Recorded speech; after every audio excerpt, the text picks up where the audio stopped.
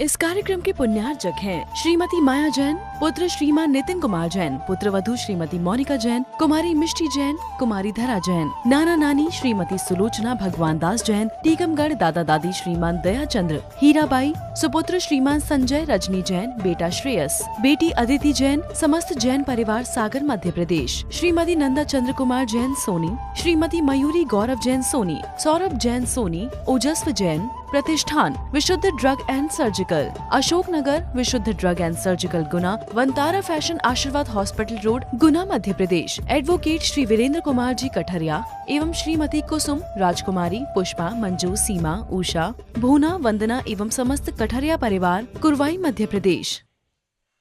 इस यात्रा के हम सभी यात्री बने हुए हैं और ये यात्रा अनंत की यात्रा है और इस यात्रा की अलग अलग हम सबकी अनुभूतियाँ भी होती हैं। जब हम किसी यात्रा पर निकलते हैं तो उसके अनेक प्रकार के अच्छे बुरे खट्टे मीठे हम सबके अनुभव होते हैं। वो अनुभव स्मृतियों के रूप में मानस पटल पर एक छाप छोड़ कर के चले जाते हैं। जो भी तुम्हारे साथ घटना घटती है या तुम्हारे साथ जो भी यात्रा के दौरान व्यवहार होता है, वो सारी चीज़ें तुम्हारी स्मृति पटल पर अंकित हो जाती हैं। बोलो, होती कि नहीं होती? होती है ना। वो तुम्हें याद रहता है। पर संत कहते हैं उन्हीं स्मृतियों और अनुभव के आधार पर हम अपने आगामी कार्यक्रम को क्या करते हैं? सुनिश्चित करते हैं। जो सुखद अनुभूतियाँ होती हैं उन्हें हम स्मृति में लाते हैं और उनको अपने जीवन का आधार बना लेते हैं। और जो दुखद अनुभूतियाँ होती हैं, दुखद जो अनुभव होते हैं, उनसे हम बचने का प्रयास करते हैं। यही हमारे जीवन की एक अवधारणा होती है। बात केवल ये है कि जहाँ अच्छी स्मृतियाँ अनुभूतियाँ होती हैं, वहाँ हम बार बार उसको जाना पसंद करते हैं।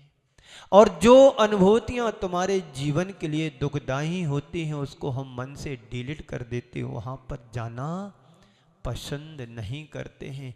आप लोग तीर्थराज सम्मेद शिखर जी की यात्रा बार बार क्यों जाते हैं? क्योंकि वहाँ का तुम्हारा जो अनुभव है बहुत अच्छा अनुभव है और ये अनुभव तुम्हारे लिए मुक्ति को दिलाने में कारण बनता है, इसलिए तुम बार बार वहाँ जाते हैं। वहाँ का एक एक कण पावन और पवित्र है। उस पावन और पवित्र रज को लेने के लिए आप जाते हैं कि हे प्रभु, हमारा भी आपके जैसा कल्याण हो, निर्वाण को हम भी प्राप्त करें। लेकिन संत कहते हैं जैसे आप अपनी यात्रा को यात्रा के आधार पर अपनी यात्रा की दिशा को आगे बढ़ाते हो, तय करते हो, वैसे ही इस जीवन की यात्रा के संदर्भ में विचार भी तुम्हें करना चाहिए। तुमने इतना लंबा चौड़ा जीवन पार करके आए हो, कहाँ कहाँ तुम नहीं गए हो और जहाँ जहाँ तुम गए हो ठहरे हो वहाँ के अनुभव तुम्हारे जीवन में रहे, लेकिन वहाँ की एक भी स्मृति तुम्हारे पास नहीं है। आपसे पूछा जाए कि सुबह क्या खाया था तो शाम को वह भी पता नहीं रहेगा। क्यों? इतने व्यस्त हो। ये भी पता नहीं कि हम कौन से कपड़े वस्त्र पहने हैं। एक बार एक व्यक्ति से पूछा, तुम्हारा बेटा कौन सी क्लास में है? बोले 6 क्लास में। बाजू में छोटा सा बेटा खड़ा था, नहीं पापा जी मैं 7th में पहुंच गया हूं। अब बताओ, अपने बच्चों का भी ध्यान नहीं है। इसलिए ध्यान नहीं, इसलिए स्मृति में नहीं है। जब बेटा सो जाता है वो देर रात पापा आते हैं, और जब बेटा स्कूल चला जाता तो पिताजी सो के उठते हैं। पता ही नहीं कि मेरे कितने बेटे हैं। तो संत कहते हमारा जीवन भी एक बहुत बड़ी लंबी यात्रा है, और इस यात्रा का हर व्यक्ति यात्री बना है। बोलो आप यात्री हैं कि नहीं? बोलो जी, सिर मत हिलाओ, जोर से बोलो हाँ जी। क्या बोलना है? आप कभी दिल्ली जाएंगे ना, तो वहां पर हाँ जी और बाबूजी दो शब्द चलते। मैं आप लोगों को बोलता, किसी से बाबूजी बोलते हैं, क्योंकि वहां सीख करके आया, बहुत अच्छा है। तो जब कभी भी हम अपने जीवन यात्रा के संदर्भ में सोचते हैं, तो हमें क्या दिखाई पड़ता है? एक तरफ हमारा जन्म, तो दूसरी तरफ हमारा मरण। जब कभी हम अपने जीवन के बारे में सोचते हैं, जीवन के संदर्भ में याद करते हैं, तो एक छोर हमारा जन्म दिखाई देता है, तो दूसरी छोर हमारा मरण, मृत्यु। हम अपने इस जीवन को जन्म और मृत्यु के बीच सिमटे हुए एक अध्याय के रूप में देखते हैं। जन्म और मरण के बीच में जो हमारा जीवन, वो एक अध्याय के रूप में सिमट करके रह गया। पर संत कहते हैं हमारा जीवन मात्र इतना ही नहीं है जितना हम देख रहे हैं। हमारा जीवन एक लंबी संतति के रूप में है। हम अतीत के जीवन को देखें तो न जाने कितनी पर्यायों को याद करना पड़ेगा। एक पर्याय में हम संतुष्ट नहीं होंगे। हम देखते हैं, अपने इतिहास के पन्ने पलटते हैं, जन्म जन्मांतरों की लीला को देखते हैं, तो हमारे जीवन की शुरुआत उस निगोद पर्याय से प्रारंभ होती है, जहां पर हमारी नियति मात्र जीना ही है, सिर्फ जीना है और कुछ नहीं है। वहां से थोड़े और पुण्य को बढ़ाते हैं तो एकेंद्रीय पर्यायों में भी हम देखते हैं, निगोद से निकल करके, जहां पर जन्म मरण एक श्वास में 18 बार हो जाता है।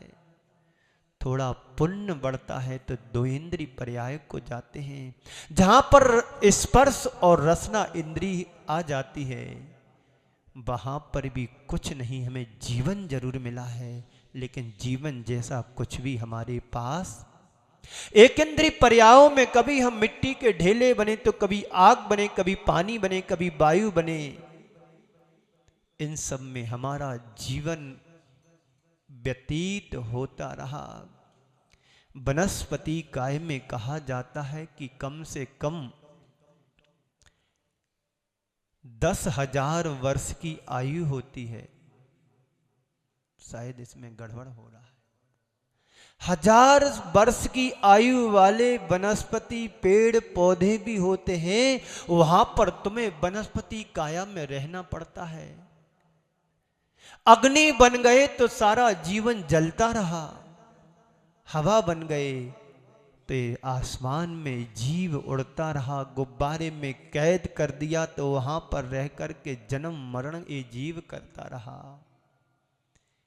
कहां कहां क्या क्या दुख कष्ट इस जीव ने नहीं उठाए। जन्म मरण अरु जरा रोग से सदा दुखी रहता, और छेदन भेदन नरक पशुगति बद बंधन सहना। चारों गतियों में इस जीव ने दुख, सिर्फ दुख ही पाया है। आप जिनको अमर कहते हैं, स्वर्ग के देव भी एक दिन मृत्यु के ग्रास बनना पड़ता है, उन्हें भी सुख नहीं है। एक देव दूसरे देव को देख करके ईर्ष्या करता है कि मेरे से ज्यादा वैभव संपन्नशाली जो देव है, और मेरे लिए इतना कम क्यों। मुझे एक देव की आज्ञा में रह करके पशु बनकर के गाड़ी में जुतना पड़ता है। स्वर्ग में शारीरिक कष्ट तो नहीं है, पर मानसिक कष्ट की कोई कमी नहीं है।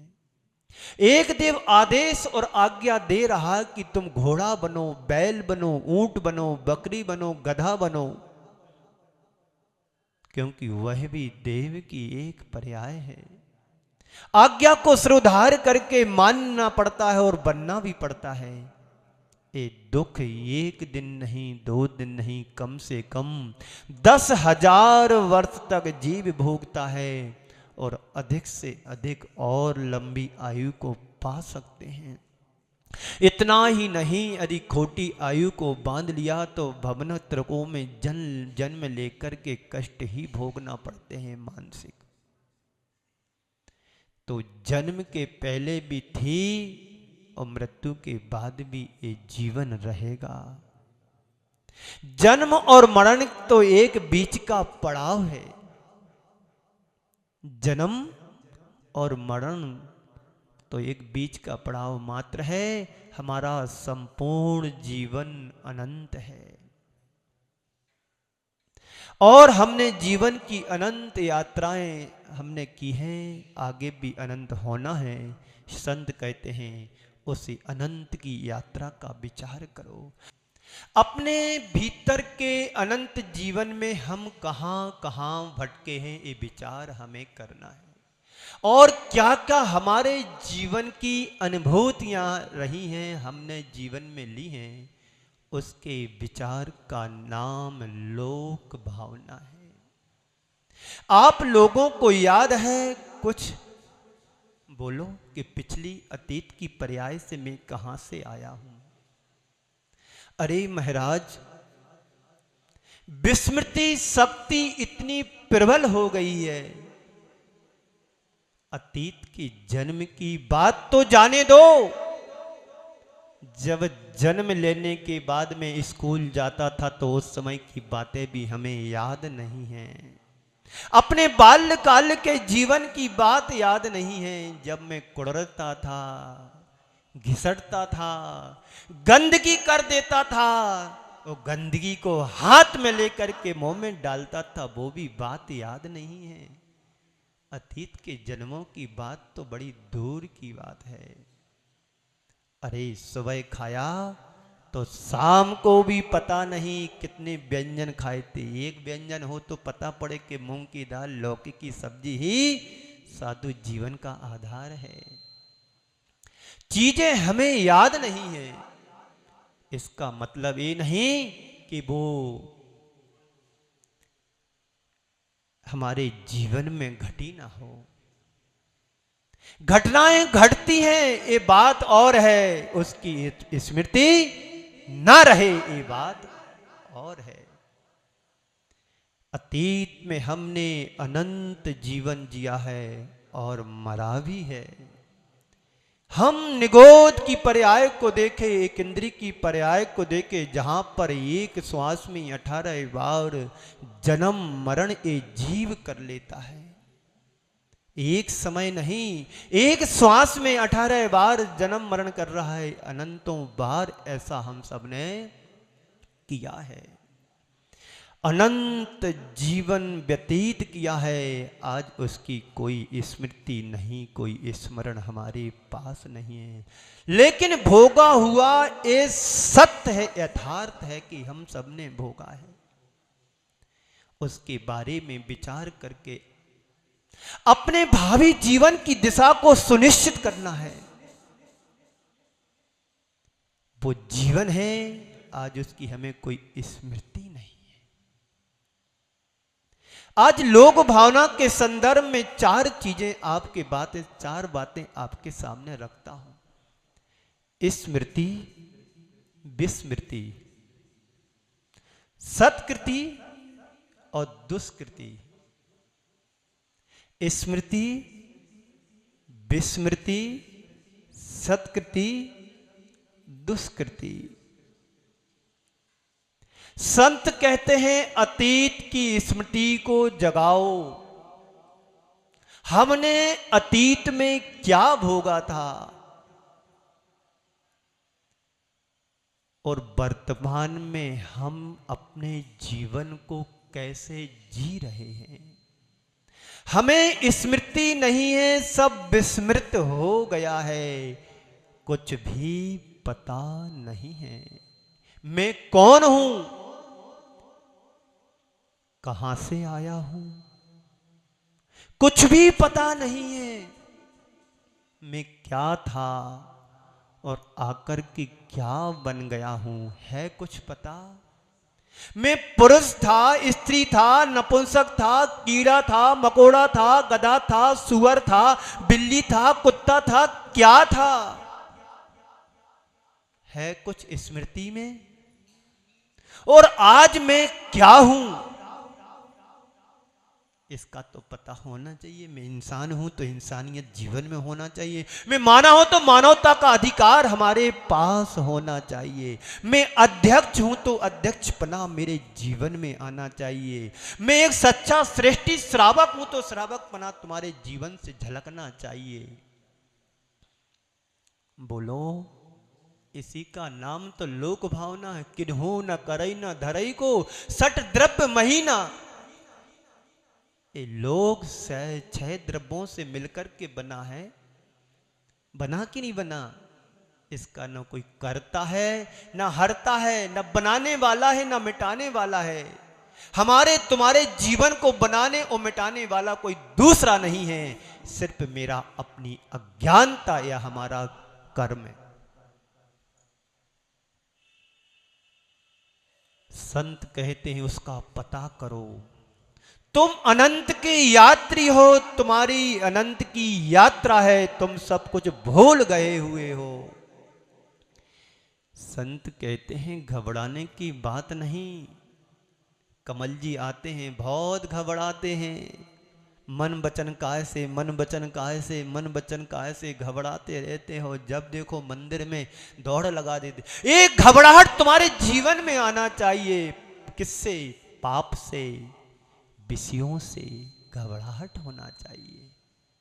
इस कार्यक्रम के पुण्यार्चक थे श्रीमती माया जैन, पुत्र श्रीमान नितिन कुमार जैन, पुत्र वधू श्रीमती मोनिका जैन, कुमारी मिष्टी जैन, कुमारी धरा जैन, नाना नानी श्रीमती सुलोचना भगवान दास जैन, टीकमगढ़ दादा दादी श्रीमान दया चंद्र, हीराबाई, सुपुत्र श्रीमान संजय रजनी जैन, बेटा श्रेयस, बेटी अदिति जैन, समस्त जैन परिवार सागर मध्य प्रदेश, श्रीमती नंदा चंद्र कुमार जैन सोनी, श्रीमती मयूरी गौरव जैन सोनी, सौरभ जैन सोनी, ओजस्व जैन, प्रतिष्ठान विशुद्ध drug and surgical, Ashok Nagar विशुद्ध drug and surgical Guna, Vantara fashion आशीर्वाद हॉस्पिटल रोड गुना मध्य प्रदेश, एडवोकेट श्री वीरेंद्र कुमार जी कठरिया एवं श्रीमती कुसुम, राजकुमारी, पुष्पा, मंजू, सीमा, उषा, भूना, वंदना एवं समस्त कठरिया परिवार कुरवाई मध्य प्रदेश।